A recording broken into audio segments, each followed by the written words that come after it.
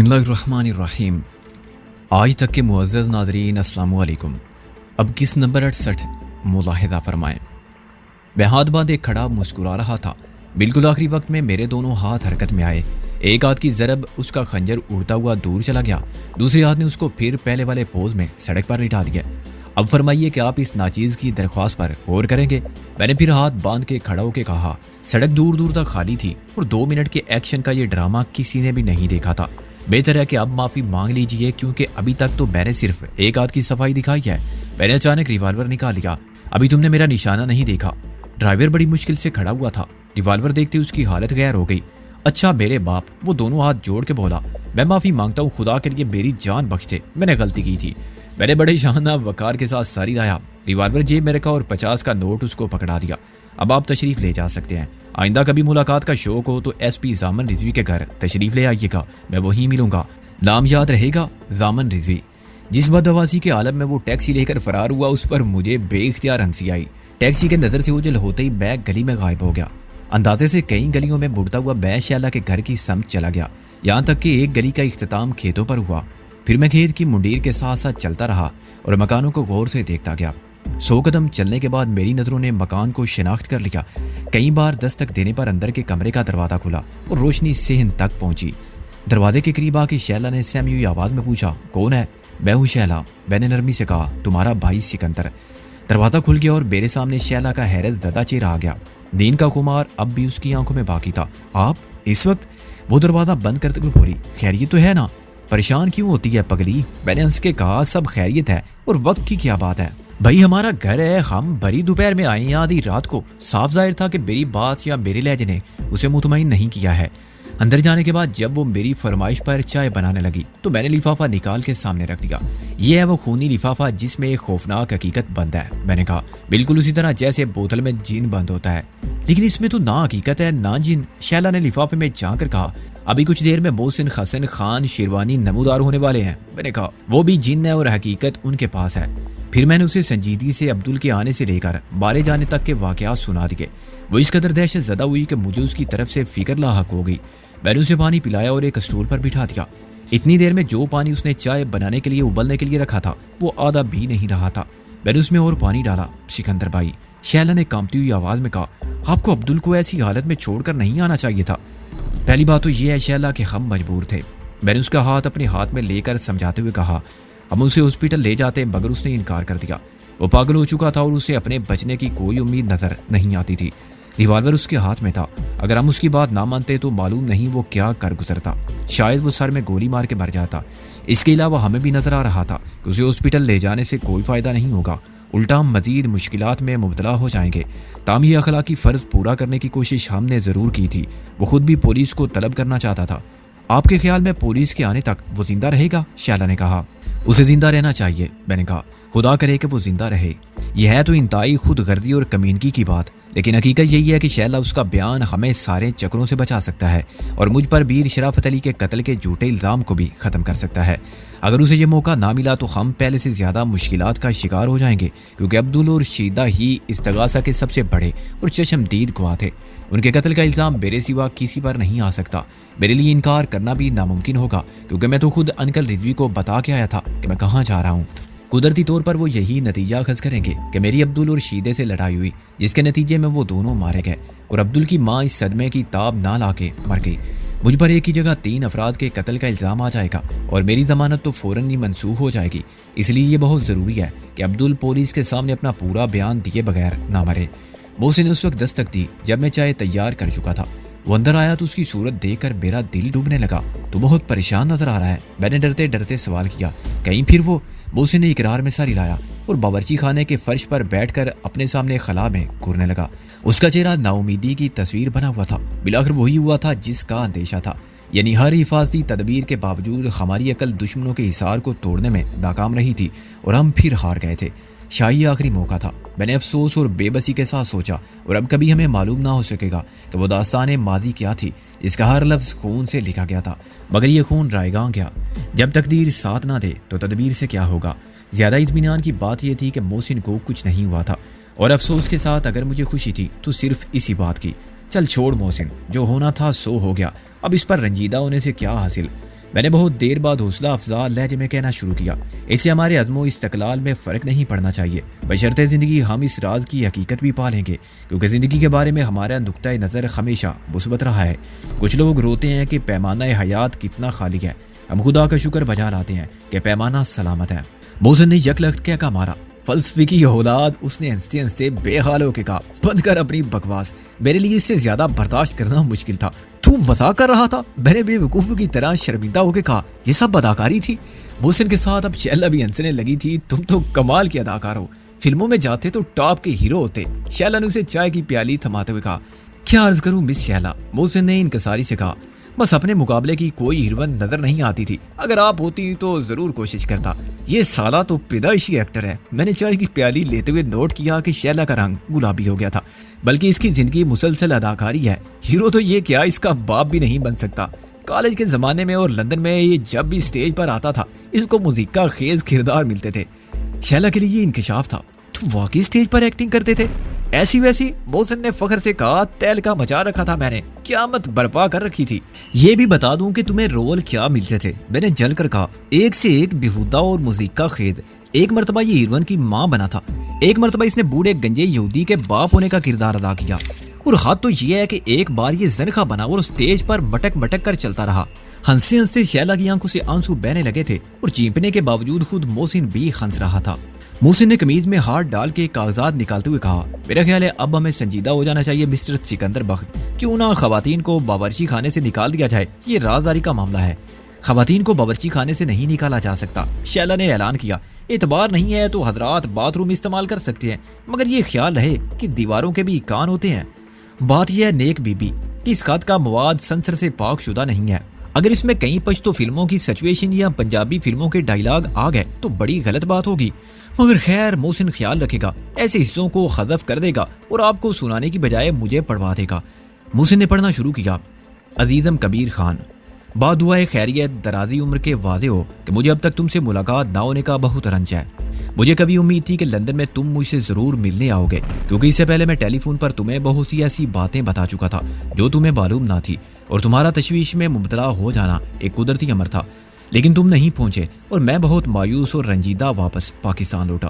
مایوس اس لیے کہ میں نے بہت بڑا خطرہ مول لے کر تم سے رابطہ کیا تھا، اور رنجیدہ اس لیے کہ وزیر خان کے بیٹے کی حیثیت سے میں نے تم سے جو توقعات وابستہ کر لی تھی تم ان پر پورے نہیں اترے تھے۔ مجھے نہیں معلوم کہ تمہارے نہ آنے کا سبب کیا تھا، کیا تم نے مجھے قابل اعتبار نہیں سمجھا تھا، یا جو کچھ میں نے تمہیں بتایا تھا وہ تمہارے نقطۂ نظر سے اتنا اہم نہیں تھا کہ تمہارے لیے باعث تشویش ہوتا، یا تمہاری راہ میں کوئی مجبوری خائل تھی، بدخواہوں نے تمہارا راستہ روک لیا تھا یا مجھ سے بدظن کر دیا تھا۔ وجہ ہوا کچھ بھی ہوئی، تمہیں حقائق سے خبردار کرنے کی اپنی کوشش جاری رکھوں گا۔ حالات کو دیکھتے ہوئے مجھے یہ کوشش بھی خودکشی کے مترادف لگتی ہے، لیکن میرے ضمیر پر بوجھ بڑھتا جا رہا ہے اور میں خود کو بھی صفِ مجرمہ میں شامل سمجھنے لگا ہوں۔ اگر کوئی تمہاری نظروں کے سامنے خنجر نکال کے کسی کے پیٹ میں گھونپ دینے کے لیے آگے بڑھتا جا رہا ہو تو کیا تم اپنی آنکھیں بند کر سکتے ہو اور یہ سوچ کر خاموش رہ سکتے ہو کہ زید نے بکر کو مار دیا تو مجھے کیا، کیونکہ میرا تو دونوں سے تعلق نہیں ہے اور میرے لیے صرف اپنی سلامتی اہم ہے۔ میں کسی تیسرے شخص پر اعتبار نہیں کر سکتا اور کسی کو نامہ بر بنا کے نہیں بھیج سکتا۔ مجھے یہ بھی اندیشہ لاحق ہے کہ کچھ لوگوں کو میری ذات پر شک ہو گیا ہے اور وہ میری نقل و حرکت کی نگرانی کر رہے ہیں، غالباً کسی ذریعے سے ان کو معلوم ہو گیا ہے کہ میں نے تم سے رابطہ قائم کیا ہے۔ یہ بھی ہو سکتا ہے کہ ان کو پوری گفتگو کی رپورٹ مل چکی ہو۔ ایسی صورت میں کہا جا سکتا ہے کہ تمہارے ہوٹل نہ آنے میں بھی خدا کی کوئی بہتری منظور تھی۔ اب جو کچھ میں جانتا ہوں اسے تحریری صورت میں تمہارے ہاتھوں تک پہنچانے کی کوشش کروں گا، بخد کہ تم تک پہنچنے سے پہلے ہی غائب ہو جانے کے امکانات کو نظر انداز نہیں کروں گا۔ ایک زمانے میں مجھے جاسوسی ناول پڑھنے کا جنون تھا اور میں نے انگریزی کتابوں کے وہ سب ترجمے جمع کر رکھے تھے جو تیرتھ رام، فیروز پوری اور اس دور کے دوسرے لوگوں نے کیے تھے۔ ان میں مجھے سکیس روح ہیمر کے ناول بہت پسند تھے، خصوصاً وہ ناول جن کا مرکزی کردار ڈاکٹر فومانچو کا تھا۔ فومانچو پر میرے اندازے کے مطابق 15-16 ناول تھے اور میں فومانچو کے کردار سے اتنا متاثر تھا کہ ہر جگہ اس کا ذکر کرتا تھا کہ وہ ایک جینیس ہے، لیکن اس کی منفی ذہانت بھی حیرت انگیز ہے۔ اگر یہ ذہانت صحیح سمت میں استعمال ہوتی تو وہ شرلاک ہومز ہوتا۔ اس کی کتابوں سے میں نے بہت کچھ سیکھا، مگر خدا کا شکر ہے کہ اسے فومانچو کی طرح استعمال نہیں کیا۔ اب میں ایک چھوٹا سا نمونہ پیش کرنے کی کوشش کروں گا۔ میں نے نظر نہ آنے والی تحریر لکھنے کے بہت سے طریقے نوٹ کر رکھے ہیں۔ ان میں سے ایک طریقہ آزما کہ میں تمہارے نام ایک خط ارسال کروں گا جو کئی صفحات پر مشتمل ہوگا۔ اگر کسی کو شک ہوا تو وہ اس خط کو حاصل کرنے کی پوری کوشش کرے گا اور شاید پڑھ بھی لے گا۔ ایک علیحدہ خط کے ذریعے میں تمہیں بتا دوں گا کہ یہ سادہ صفحات وصول ہونے کے بعد پریشان ہونے کی کوئی ضرورت نہیں ہے، اور اگر خط کو پڑھنا مقصود ہو تو اس کے لیے خاص طریقہ ہے جس سے تحریر نمایاں ہو جائے گی۔ مگر بنیادی بات یہ ہے کہ خط کے مضمون میں سچ صرف 25% ہے۔ میں نے جانتے بوجھتے اس خط کو غلط واقعات سے پور کرنے کا فیصلہ کیا ہے، مگر اس میں ایک چوتھائی حقیقت بھی شامل کر دیا ہے تاکہ وہ محض جھوٹ کا پلندہ نہ بنے۔ اگر یہ خط دشمنوں کے ہاتھ پڑ گیا تو تمہیں کوئی نقصان نہیں ہوگا، مگر تمہارے دشمن دھوکہ کھا جائیں گے۔ ایک چوتھائی واقعات کا سچ غیر ارادی طور پر انہیں تمام واقعات کی سچائی کا قائل کر لے گا اور وہ اس کو ضائع کر کے مطمئن ہو جائیں گے۔ اس کے بعد میرا اپنا انجام کیا ہوگا مجھے اس کی فکر تو ہے، لیکن میں اس سے خوفزدہ نہیں ہوں، اور میں تمہیں دوسرا خط بھی لکھوں گا جس میں تمام واقعات 100% درست ہوں گے، اور یہ خط میں ایک بینک کے لاکر میں رکھوا دوں گا۔ لیکن میرا خیال ہے کہ لاکر بھی ان کی دسترس میں ہے، کیونکہ وہ بہت طاقتور لوگ ہیں اور ان کے اثر و رسوخ کا دائرہ بہت وسیع ہے۔ چنانچہ دوسری نقل میں اپنی بیوی کے پاس اپنے ہی گھر میں رکھوا دوں گا۔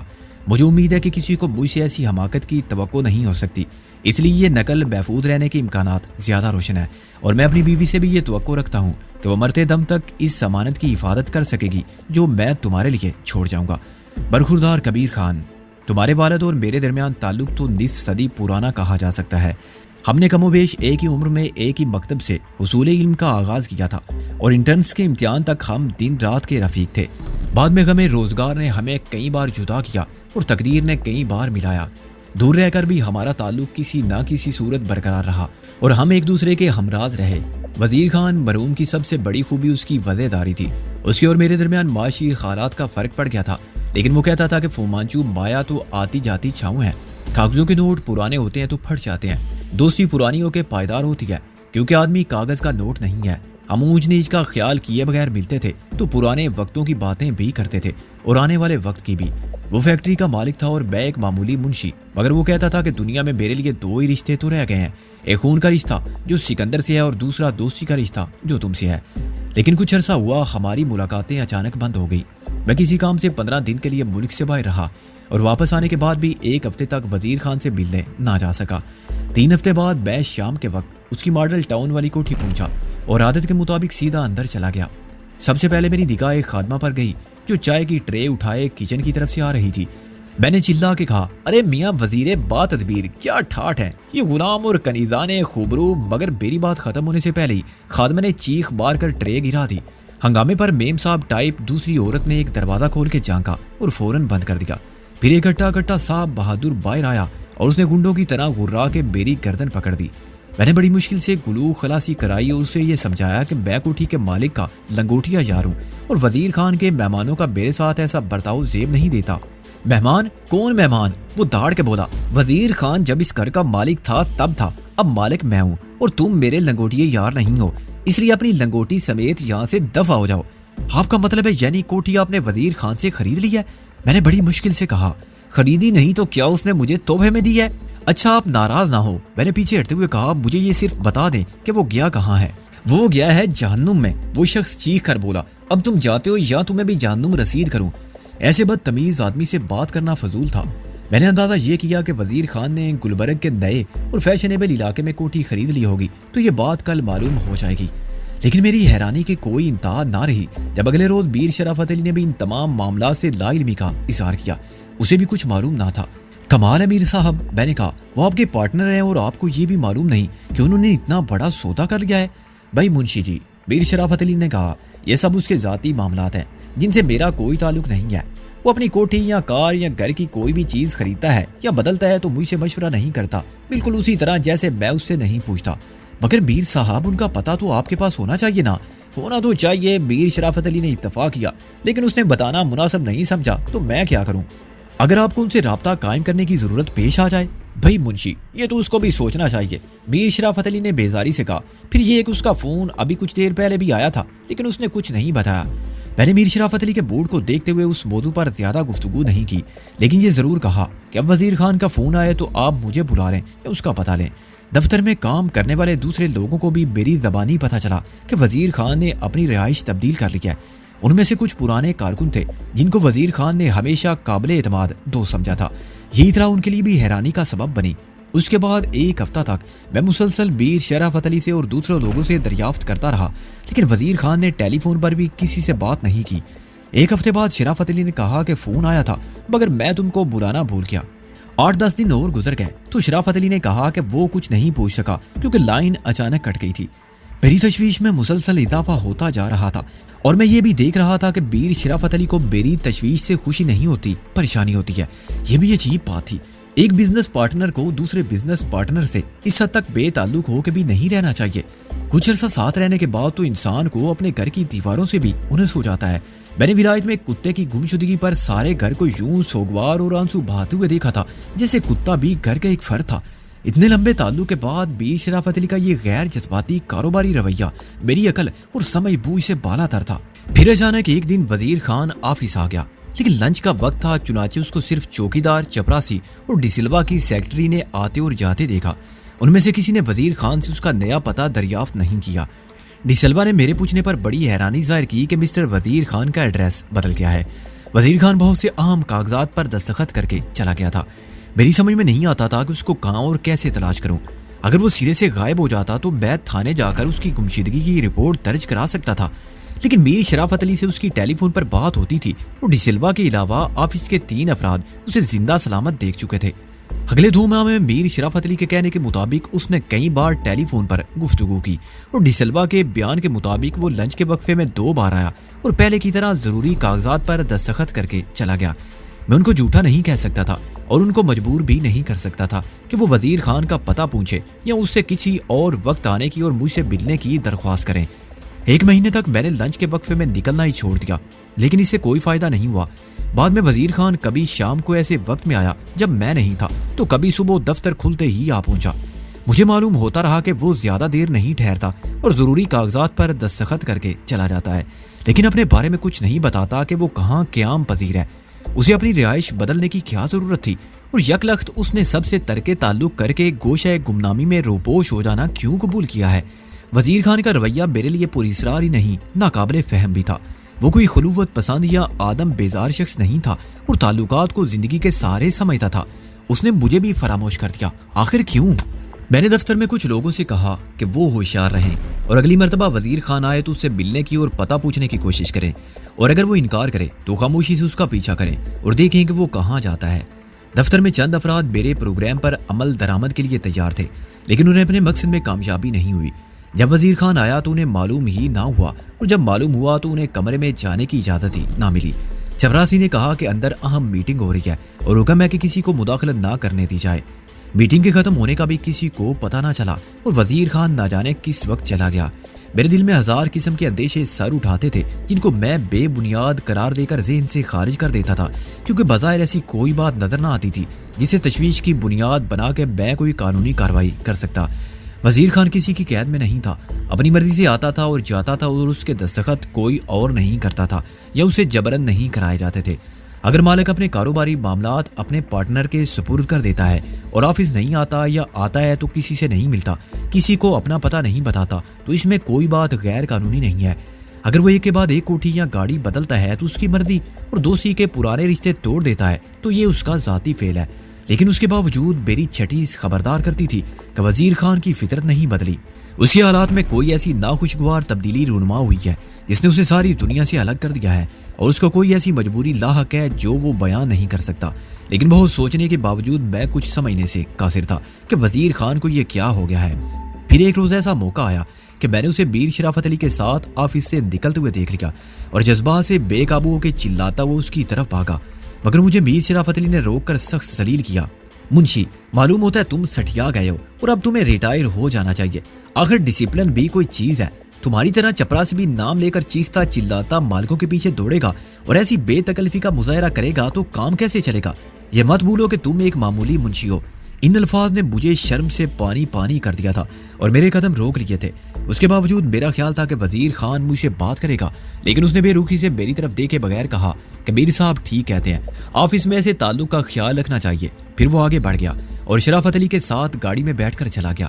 اپنے ساتھیوں سے زیادہ میں اپنی نظر میں رسوا ہو گیا، اور اس وقت تو غصے کی حالت میں میرا فیصلہ یہی تھا کہ وزیر خان کی ایسی کی تیسی، اس نے 2 سمجھنا چھوڑ دیا ہے تو مجھے اس کے لیے فکر مند ہونے کی کیا ضرورت ہے۔ لیکن بعد میں غصہ اتر گیا تو صرف دکھ کا احساس باقی رہ گیا، اور میں نے سوچا کہ وزیر خان کا رویہ ایسا کیوں تھا؟ وہ ایسا آدمی تو نہیں تھا۔ اس عمر میں انسانی فطرت کہاں بدلتی ہے؟ مجھے کوئی ایسی وجہ بھی نظر نہیں آتی تھی کہ وزیر خان مجھ سے بدظن ہو گیا ہو۔ اسے کوئی بات بری لگتی تو وہ مجھ سے ضرور پوچھتا اور مجھے صفائی کا موقع دیے بغیر اتنے پرانے تعلقات کو یکلخت ختم نہ کرتا۔ وہ یقیناً مجبور ہے، لیکن میری عقل اس سوال کا جواب دینے سے قاصر تھی کہ یہ کیا مجبوری ہو سکتی ہے۔